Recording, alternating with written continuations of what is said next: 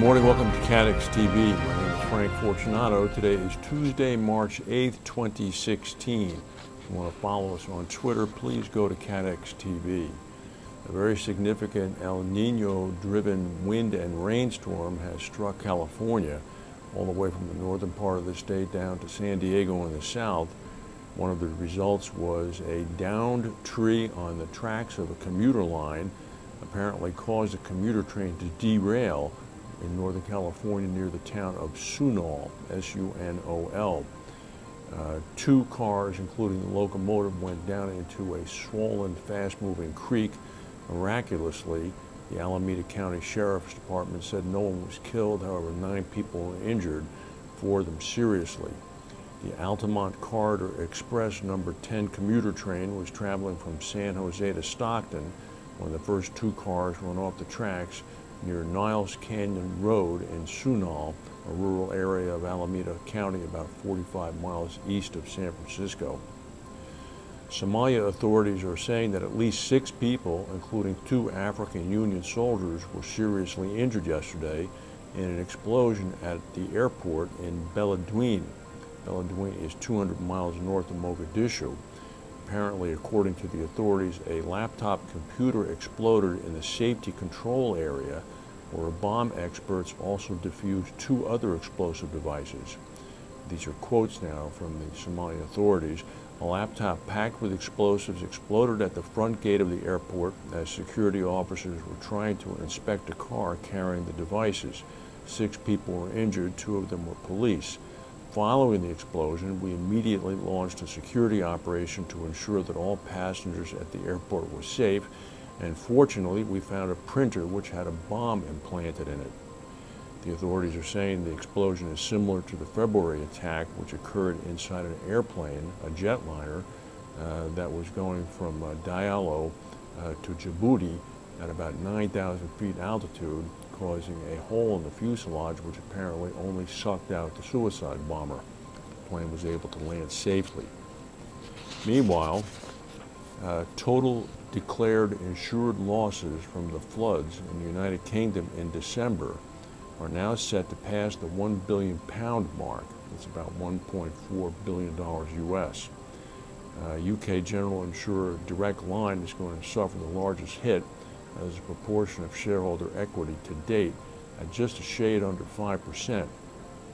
The insurers reported net losses of about £130 million, including a £90 million hit from its home business and £40 million in its commercial business. Australian insurer QBE has disclosed net losses of about £110 million. Actually, this was translated to dollars, $110 million, equivalent to about 4% of its shareholder equity. As we've already noted last week, RSA suffered gross losses of £174 million, which after insurance or reinsurance recoveries came out to about £76 million. They were still able to report a healthy profit. Poor Zurich Insurance Company, the Swiss-based company, suffered the largest net losses from the events with a $275 million hit, pushing the company to a fourth quarter loss. Those results rounded off a difficult year for Zurich, which has seen its share price fall 17% over the course of 12 months. We would note that today, Tuesday, is Mario Greco's second day on the job at Zurich as its new CEO. The National Weather Service is reporting that more than 15 million Americans are facing the threat of severe thunderstorms capable of producing tornadoes, large hail, and high winds today. The storm originated in Mexico and began crossing the border in Big Bend, Texas earlier today. At 3:30 a.m., a severe thunderstorm watch was in effect for a 350-mile-long chunk of Texas, threatening very large hail, wind gusts of 70 miles per hour, and a tornado or 2. This now includes the Austin, Dallas, and Houston areas, as well as most of Oklahoma and parts of Kansas, Missouri, Arkansas, and Louisiana.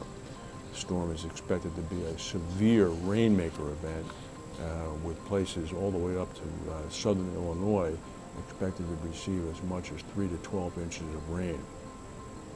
The power and utility insurance and reinsurance markets are bracing themselves following 2 major incidents at power plants in Colombia. that are threatening that country's supply of electricity, as well as major losses possibly hitting the London market.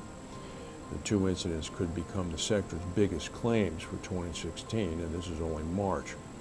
On the 29th of February, Medellin-based generation and distribution firm Celsia reported a damaged turbine at its 610 megawatt facility in Barranquilla. Celsia is part of Grupo Argos, which has plants throughout Panama, Colombia, and Costa Rica. The Barranquilla plant is now only partially operational. About half of the megawatt capacity is actually being produced at the moment. But that loss is going to be dwarfed by claims stemming from a fire at the Empresa Públicas de Medellín, which is owned by EPM, which is a 560 megawatt hydroelectric plant in an incident that occurred there 2 weeks earlier. The severity of the damage caused by the fire at the second plant is such that it's expected to have operational capacity severely curtailed for several months, with full production not expected to resume until at the earliest September. Senior energy brokers in London are saying that the assessments of quantum insofar as size are hard to come by at this early stage, but there is no doubt that these claims would be very significant. The Swiss mining company Glencore is saying 7 people are missing following a landslide at a massive open-pit copper mine in southeastern Congo owned by one of its subsidiaries. Glencore said that the Katanga Mining Limited company reported earlier today that, quote, a geotechnical failure, which is their word for a landslide, had occurred on the north wall of the KOV open-pit mine. Search and rescue operations are underway. 7 people are missing. Their fate is unknown because a process is going on called dewatering, which is their term for emptying out the water that is now accumulated in the open pit mine as a result of the landslide. Katanga Mining is 3/4 owned by Glencore, and the particular mine produces the highest grade copper resources available anywhere in the world.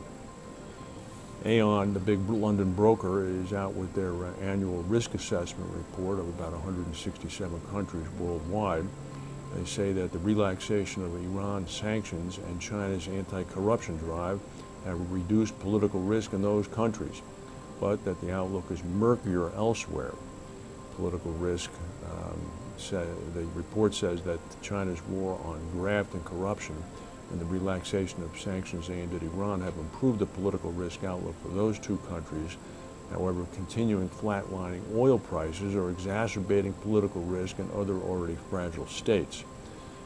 They also note that economic and political challenges will actually be faced by Brazil ahead of the 2016 Olympic Games in Rio. And they're not even mentioning the Zika virus.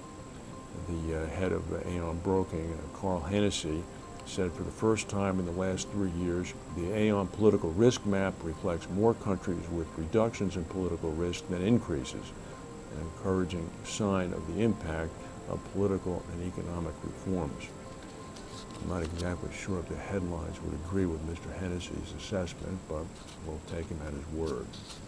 That's the news for today. We're happy to be back from London and France. We'll continue to report. If there's any breaking news, we'll come back and tell you. If not, we will see you tomorrow.